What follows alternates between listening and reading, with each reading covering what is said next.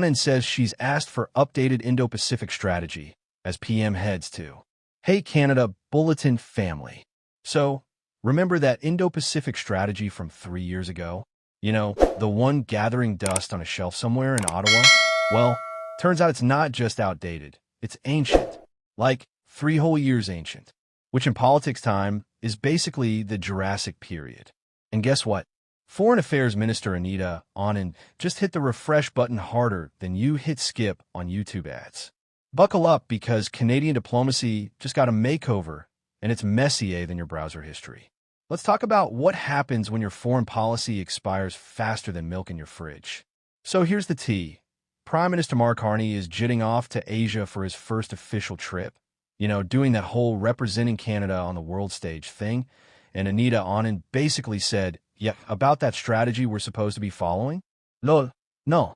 She told her department to update the Indo-Pacific strategy because, and I quote, it no longer reflects Canada's economic ambitions. Translation? The world changed, and we were still using a map from 2022.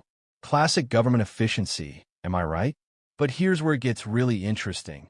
And by interesting, I mean diplomatically awkward. 3 years ago, the Trudeau government looked at China and basically said, you're a disruptive global power and your values don't vibe with ours. Which, fair, that's some pretty strong diplomatic language.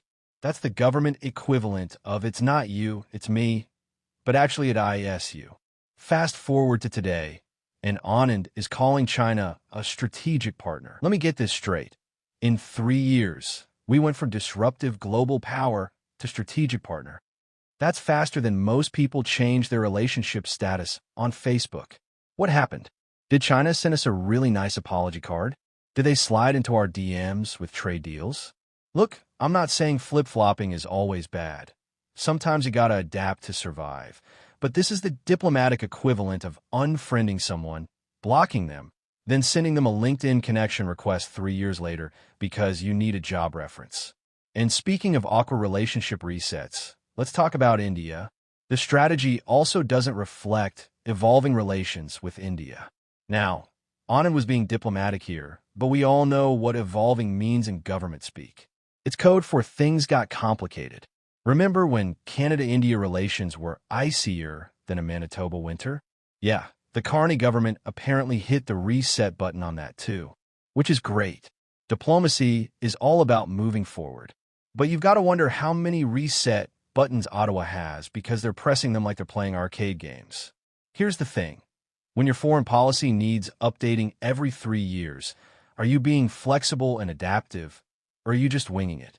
I'm genuinely asking, because at this rate, we'll need an Indo-Pacific strategy 3.0 by 2028. But wait, there's more. Because apparently one region wasn't enough for Anand to tackle. Anand also casually dropped that her next region of focus will be the Gulf. You know, the Persian Gulf, where the UAE is. Which is very convenient timing since Carney literally just announced he's visiting the United Arab Emirates next month.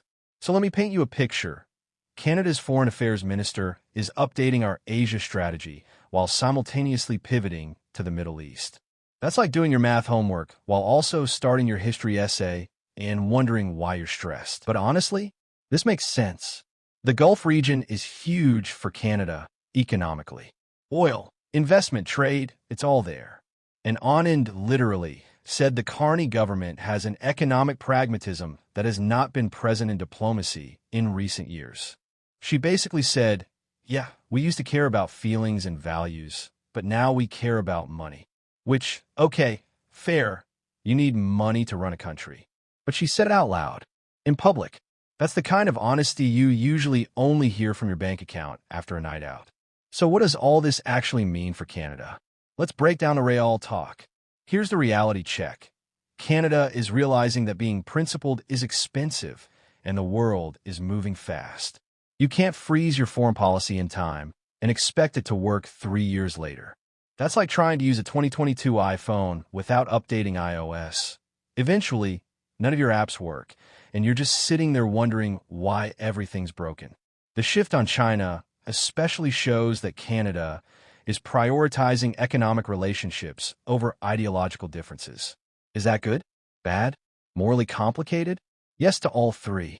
Welcome to international relations, where everything's made up and the points don't matter.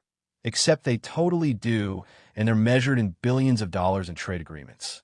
And let's be real, calling China a strategic partner after calling them disruptive is wild. That's the kind of character development you see in a Netflix drama. Except this is real life, and the stakes are actual foreign policy. The India reset makes sense too. When two countries are mad at each other, eventually someone's got to break the ice. Might as well be us, especially if there's economic opportunity on the table. But here's the million-dollar question everyone should be asking. Is Canada being strategically smart, or are we just reacting to whatever's happening in the moment? Because updating your strategy every 3 years sounds less like adaptive governance and more like we didn't think this through the first time. And that's concerning when we're talking about relationships with major global powers. Look, flexibility is important. The world changes. But there's a difference between being flexible and being a diplomatic windsock that blows wherever the economic winds take you. Values matter. Principles matter. But so does feeding your people and keeping your economy strong. It's messy. It's complicated. And honestly, that's exactly what makes it interesting. Because this isn't just about strategy documents and ministerial statements. This is about how Canada sees itself in the world and how we balance our ideals with our interests. So there you have it, folks. Canada's Indo-Pacific strategy is getting a rewrite. China went from villain to partner. India got a relationship reset. And we're now pivoting to the Gulf. It's a lot. What do you think? Is this smart pragmatism or diplomatic whiplash? Drop your thoughts in the comments. I actually read them, promise. And if you want to stay updated on all things Canada politics, hit that subscribe button and ring the bell. Because trust me, with the way things are going, we'll have plenty more to talk about. This is Canada Bulletin, keeping you informed, entertained, and slightly confused about foreign policy. See you in the next one.